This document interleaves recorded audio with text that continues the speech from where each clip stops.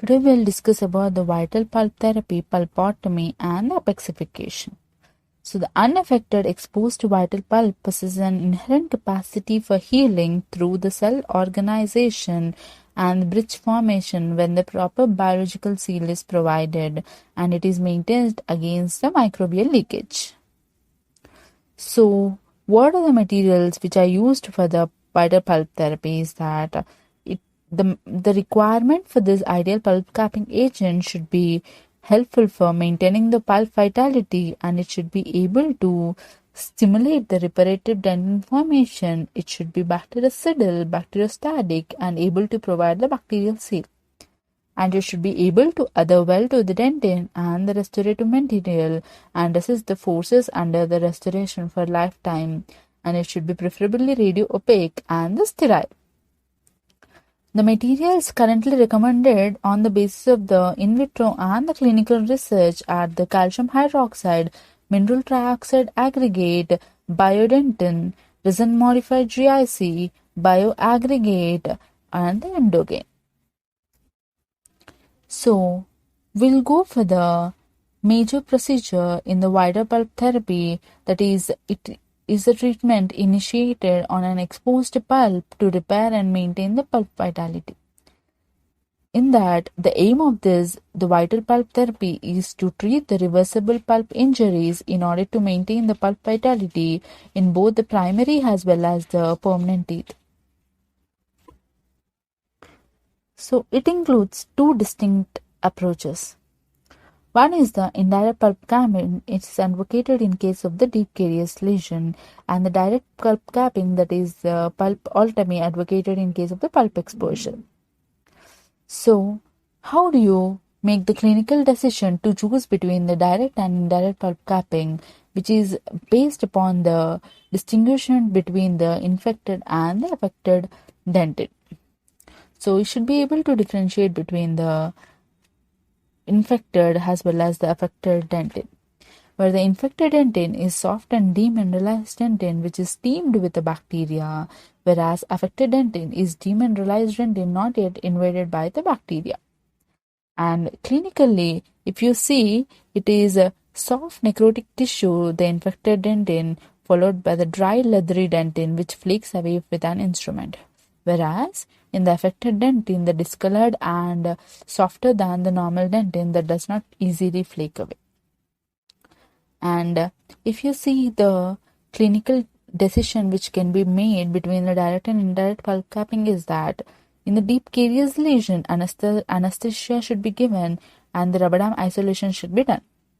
And removal of the caries, that is the infected dentin, partially removed with a round burr in a slow speed hand piece, and the peripheral carious dentin removed with a spoon-shaped excavator.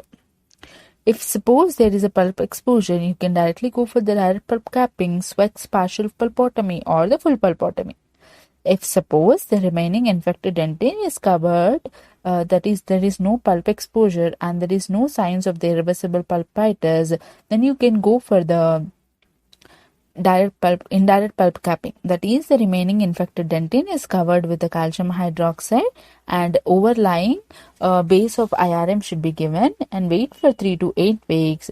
If the patient is asymptomatic, then anesthesia and rubber dam should be given in the second appointment, and the temporary filling is removed carefully, and careful further excavation and clinical confirming the change in the color and hardness of the affected dentin is seen, and the hard set calcium hydroxide is placed, followed by the RMGIC base, and a composite restoration or the amalgam restoration should be given. So now we'll see the proper treatment, that is with an exposed pulp, that is a direct pulp capping. It is nothing but the procedure in which the exposed vital pulp is covered with a protective dressing or a base placed directly over the site of the exposure in an attempt to preserve the pulp vitality. So in this case, if you see, it is the case is depending upon the size of the exposure and the duration and between the exposure of the treatment and the duration of the hemorrhage. So how do we do this? The direct pulp capping.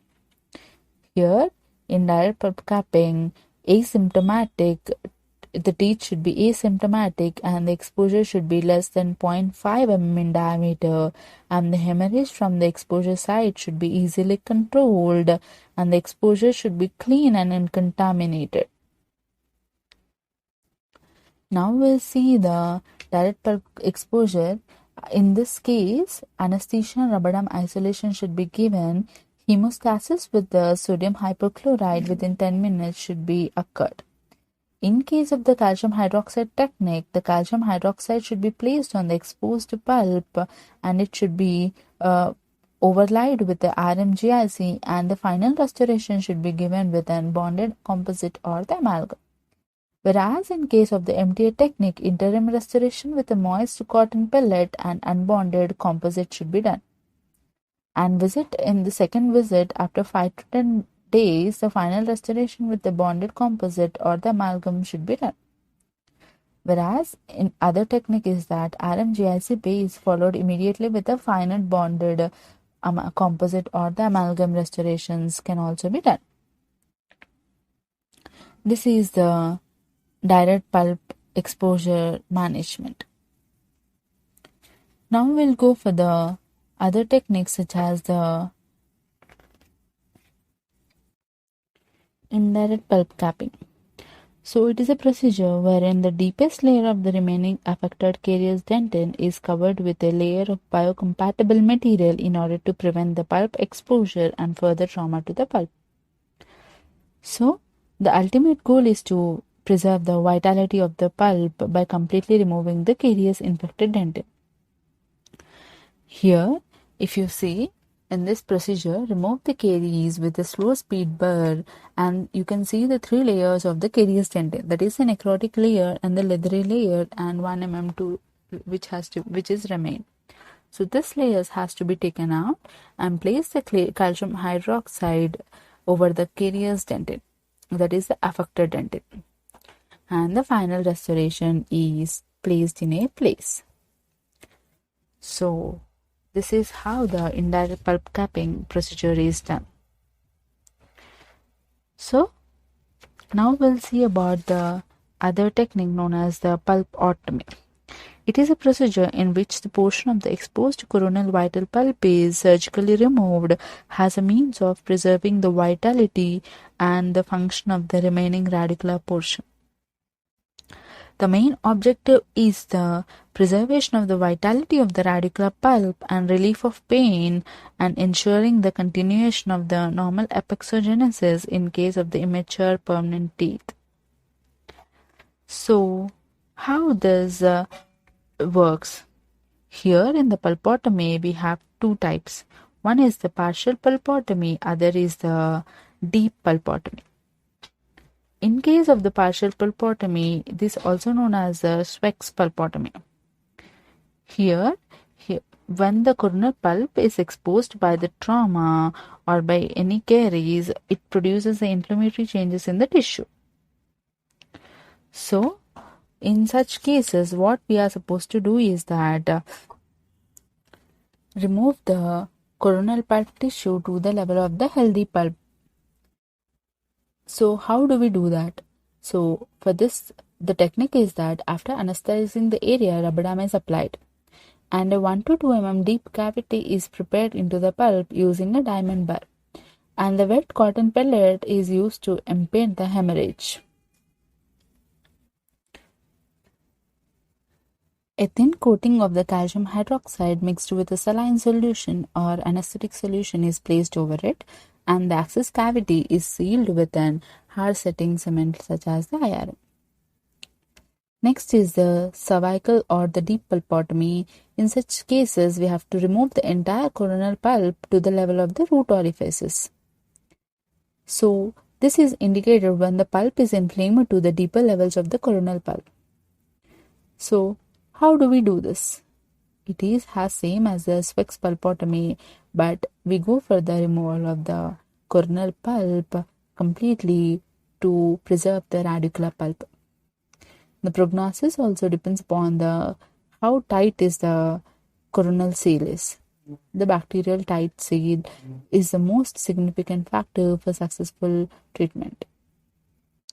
And if you see the case regarding the coronal pulp removal, that is the pulpotomy, that is in the picture, you can appreciate the acute irreversible pulpitis in the radiograph with no periapical changes. And if you see the picture B, here the coronal pulp is completely has been removed, and the hemorrhage has been stopped with a cotton pellet, and the saline irrigation is also be done. Next, we have to place the biocompatible material such as the MTA or the calcium hydroxide over the exposed pulp and then seal it with a fluid tight seal material such as the IRM. And in the follow-up, you have to remove the IRM if the patient has no symptoms and place the permanent solution, that is a permanent restoration composite or the amalgam over it. Then in the follow-up of 1 or 2 years, it will give you the successful treatment option. Now we'll go for the other procedure known as the apexification.